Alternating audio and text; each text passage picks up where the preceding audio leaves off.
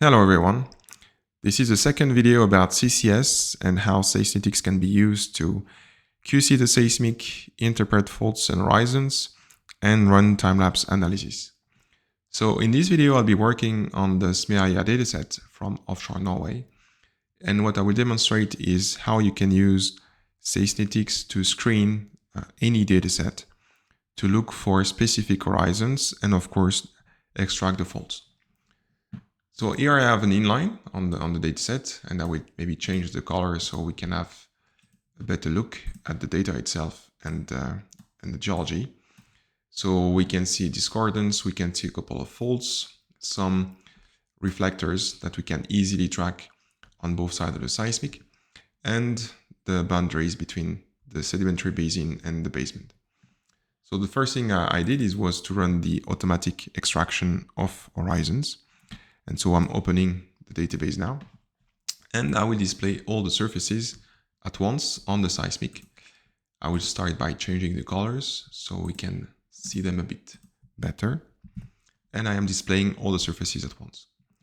So it's going to take 5 seconds, and then I will be able again to scroll through the volume and to look at the results of extraction.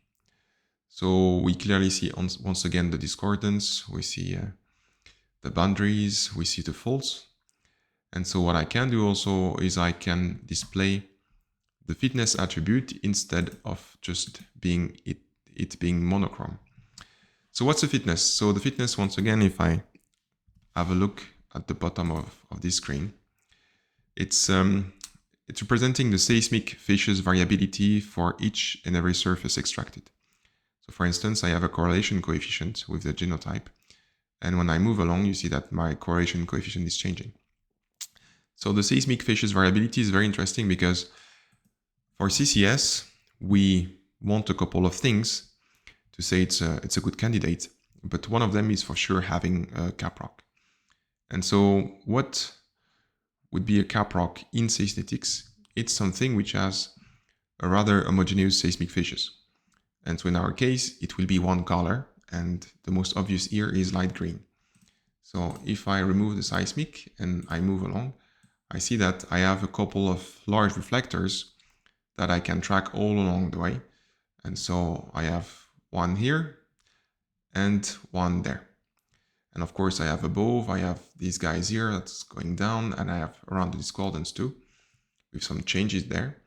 But let's say we'll focus on these two ones here. And so I'm putting back the seismic, and I will just go and select horizons I like. So I'll take this couple of horizons. I will save them in my list.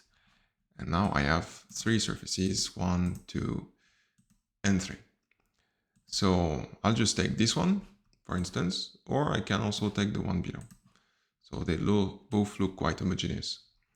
So if I look at this surface, for instance, what appears to be homogeneous just on the slice, when you look closely at the fitness, you see that there is some variability. So the question is, what does it mean? And of course, if you don't have well data or the source of information, then it's going to be hard to tell. But what you can tell here is there is variability.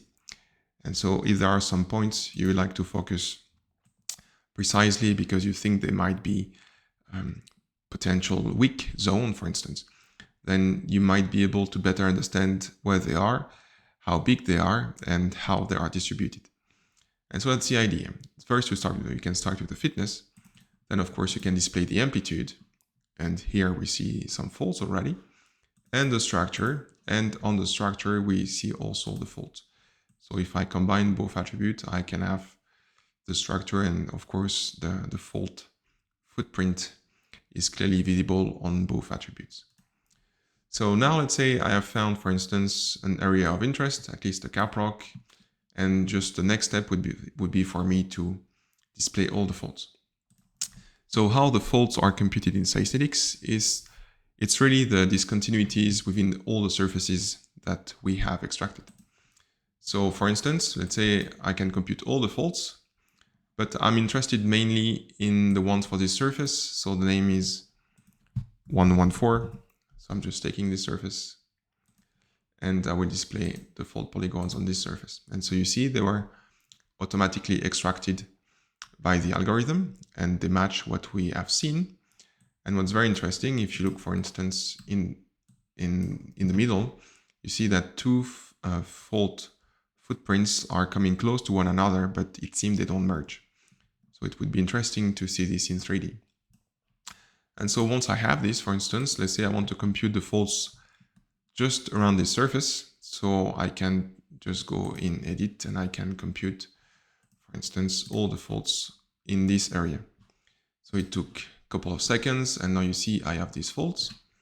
So let's display them in 3D and have a look from the top. So now I'll try to see if I can increase the resolution. So now you see that you have the amplitude map and you have the fault footprints and the fault planes already in 3D. So it took really a couple of seconds.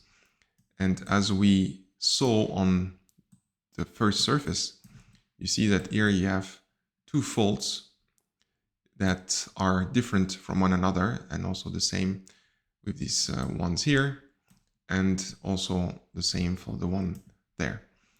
So you see it's extremely fast and extremely precise. And the idea is you can run this for all the volume at once, so you can extract all the faults for the whole volume, or you can just focus on the zone of interest, depending on the knowledge you have of the volume and the area.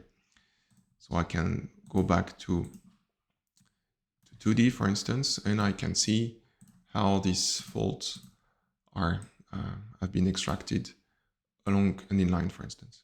So we can track them, and of course we can refine them locally with the help of some assisted tools to pick a bit more or a bit less polygons depending on the seismic quality, because clearly, since it's unsupervised, the results will be depending on the quality of the image. So you can have the chance to refine things locally, manually, or in an assisted way using the algorithm that has already extracted the polygons. So once again, to summarize this short video, is you can extract all the surfaces. You can use a couple of attributes to quickly go through a screening process to identify the key components of a CCS site. The easiest one with Seisnetics would be a caprock, which is basically a layer or geopopulation which has homogeneous seismic fissures. You can extract the faults, and then you can go into a deeper analysis by looking at the surfaces of interest. You can look at the reservoir below, its geometry, the variability, and if you have well data, you can also start transforming this map into a geological static model. That's it for this second video on how to use Seisnetics for CCS screening.